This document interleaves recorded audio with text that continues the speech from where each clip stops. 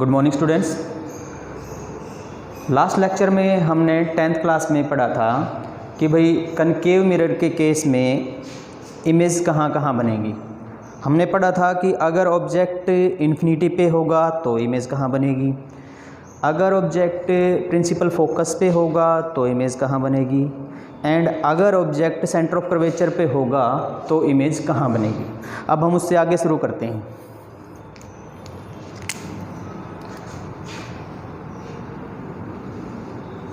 Fourth case आ गया। 3 case हमारे हो गए थे, इन्फिनिटी वाला, और अगर फोकस पे प्रिंसिपल फोकस पे हो वो वाला, और एक सेंटर ऑफ कर्वेचर वाला। अब फोर्थ केस है हमारा, इफ ऑब्जेक्ट इज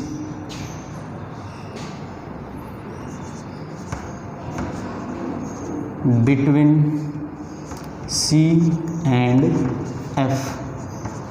ये केस है भाई, अगर ऑब्जेक्ट हमारा सेंटर ऑफ कर्वेचर और प्रिंसिपल फोकस के बीच में हो तो इमेज कहाँ पे बनेगी। देखो ये ले लिया भाई हमने,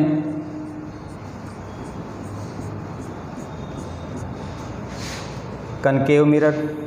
कैसे पता चला? Polish side outside the curve है और रिफ्लेक्टेड साइड इनसाइड। ओके, यहाँ पे ये हो गया इसका सेंटर ऑफ कर्वेचर, ये हो गया इसका प्रिंसिपल फोकस। ठीक है, अब ऑब्जेक्ट कहाँ पे है? सेंटर ऑफ कर्वेचर और प्रिंसिपल फोकस के बीच में हमारा ऑब्जेक्ट है भाई। ठीक है, अब हमें पता है प्रिंसिपल फोकस के पैरेलल आने वाली रे रिफ्लेक्शन के बाद कहाँ से होके जाती है? प्रिंसिपल एक्सिस के पैरेलल आने वाली रे रिफ्लेक्शन के बाद कहाँ से होके जाती है? प्रिंसिपल फोकस से होके जाती है भाई। हमें पता है प्रिंसिपल एक्सिस के पैरेलल आने वाली रे रिफ्लेक्शन के बाद कहाँ से होके जाती है? प्रिंसिपल फोकस से होके जाती है। ठीक है, ठीक है भाई। और जो रे, ये यहाँ पे पोल है, जो रे पोल से ओब्लिकली टकराएगी वो उसी एंगल के साथ आगे निकल जाएगी।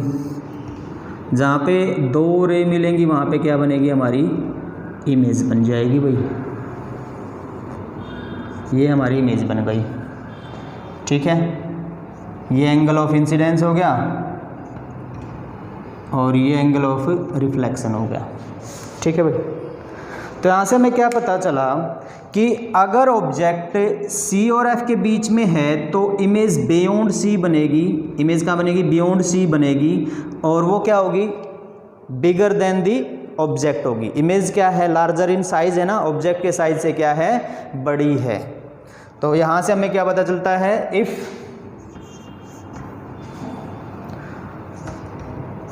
Object is between C and F, then image will be formed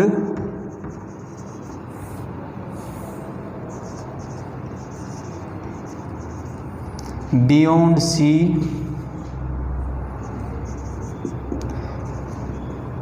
it will be real. ये रियल है, देखो एक्चुअल में मिल रही हैं दोनों रे क्या है? एक्चुअल में मिल रही हैं तो real. It will be real. उल्टी है, इन्वर्टेड, उल्टी बनी हुई है, inverted, and larger in size. ठीक है भाई। अगर ऑब्जेक्ट C और F के बीच में है तो इमेज बनेगी भाई बियॉन्ड C से बियॉन्ड बनेगी। कैसी बनेगी? रियल बनेगी, इन्वर्टेड बनेगी और लार्जर इन साइज बनेगी। ठीक है, नेक्स्ट केस है भाई,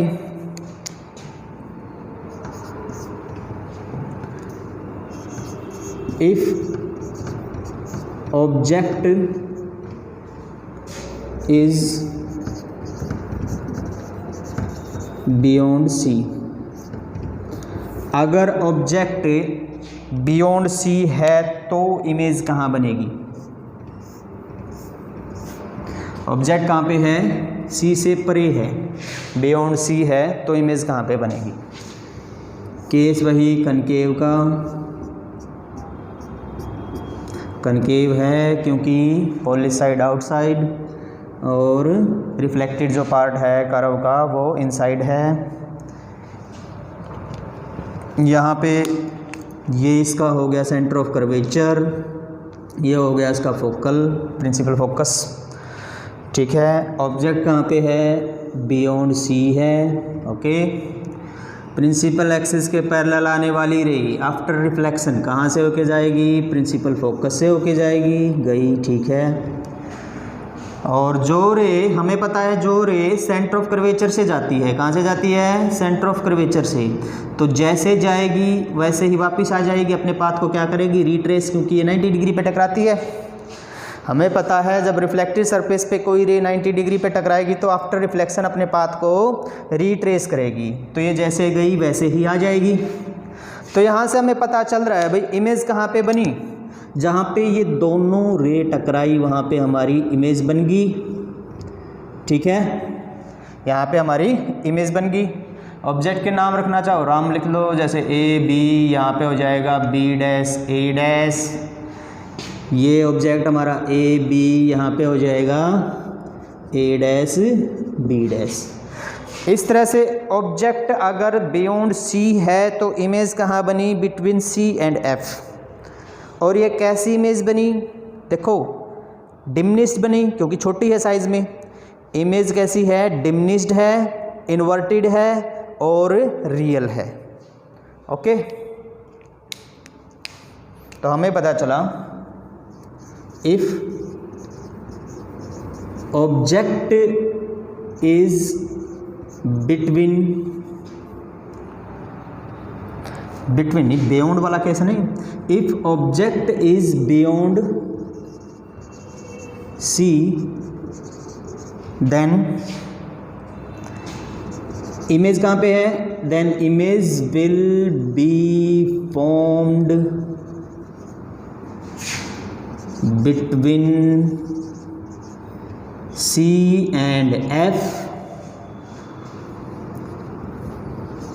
It will be real, inverted and diminished.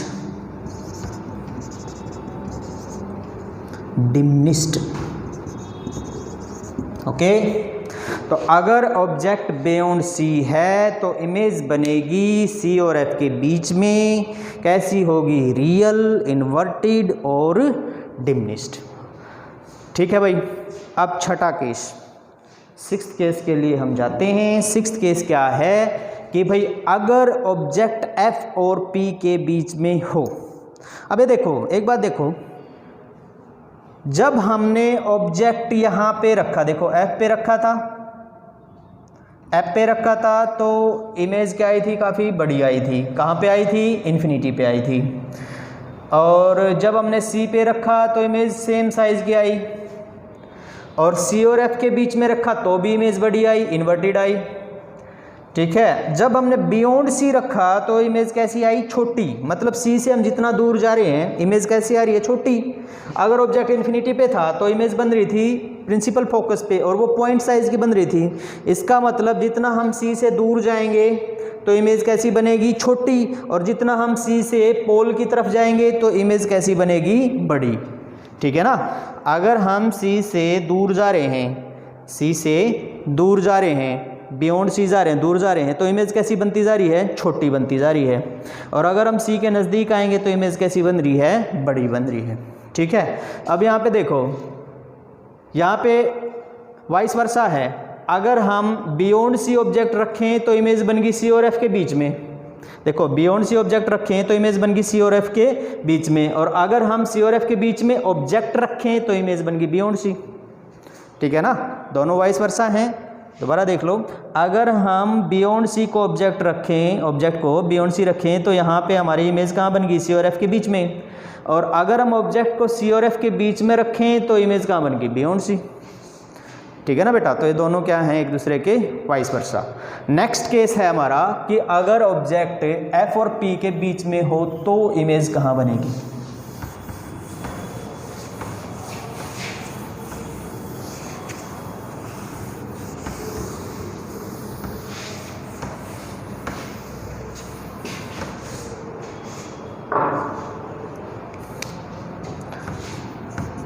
If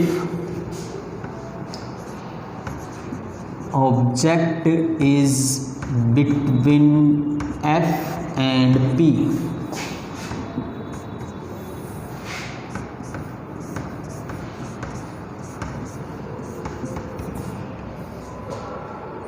ठीक है। तो अगर हमारा ऑब्जेक्ट कहाँ पे है, F और P के बीच में है, तो इमेज कहाँ बनेगी। वही केस ले लिया कनकेव वाला, ये इसका पोल हो गया। ठीक है, यहाँ पे ये पोल है, P है, थोड़ा ब्लैक से लिख देता हूँ। यहाँ पे हो गया इसका हमारा F, यहाँ पे हो गया C। अब ऑब्जेक्ट कहाँ है, F और P के बीच में। देखो बेटा इमेज कहाँ पे बनेगी, प्रिंसिपल एक्सिस के पैरेलल आने वाली रे कहाँ से होके जाती है, प्रिंसिपल फोकस से होके जाती है हमेशा। ठीक है, जो रे पोल से ओब्लिकली टकराएगी, जिस एंगल से टकराई उसी एंगल के साथ पीछे जा रही है रिफ्लेक्शन होने के बाद। अब ये देखो, ये आगे तो मिलेंगी नहीं, कहीं खुलती जाएंगी, जितना ये आगे जाएंगी उतनी ही क्या होंगी, ये ब्रॉड होती जाएंगी, खुलती जाएंगी। तो हम क्या करते हैं, इसको पीछे की तरफ लेके जाते हैं।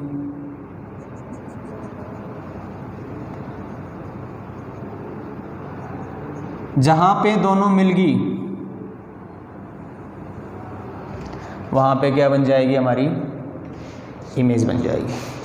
पीछे की तरफ लेके जाते हैं, जहाँ पे दोनों मिल गई वहाँ पे हमारी क्या बन जाएगी, इमेज पीछे की तरफ। तो अब ये देखो, अगर ऑब्जेक्ट F और P के बीच में है तो इमेज कैसी बन रही है, इमेज बन रही है हमारी वर्चुअल, और ये सीधी बन रही है इरेक्ट। अगर ऑब्जेक्ट F और P के बीच में है तो इमेज बनेगी वर्चुअल, इरेक्ट, और देखो लार्जर इन साइज, मैग्नीफाइड बोल सकते हो आप इसको। तो यहाँ से देखो ये साइज छोटा है और ये साइज क्या होगा, बड़ा, तो लार्जर इन साइज। ठीक है, तो इफ ऑब्जेक्ट इज बिटवीन, कहाँ पे है, F और P के बीच में, F and P, then image will be formed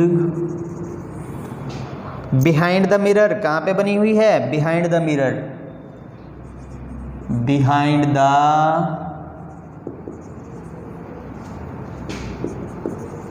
behind the mirror।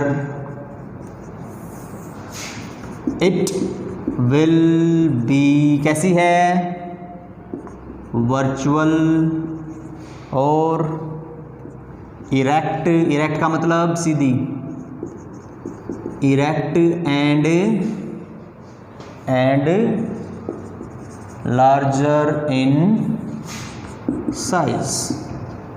Okay, अगर ऑब्जेक्ट F और P के बीच में है तो इमेज कहाँ पे बनी, इमेज बनी बिहाइंड द मिरर। कैसी बनी, इमेज बनी भाई हमारी इरेक्ट, वर्चुअल और लार्जर इन साइज। ओके, तो कनकेव के हमारे सारे के सारे केस कंप्लीट हो गए।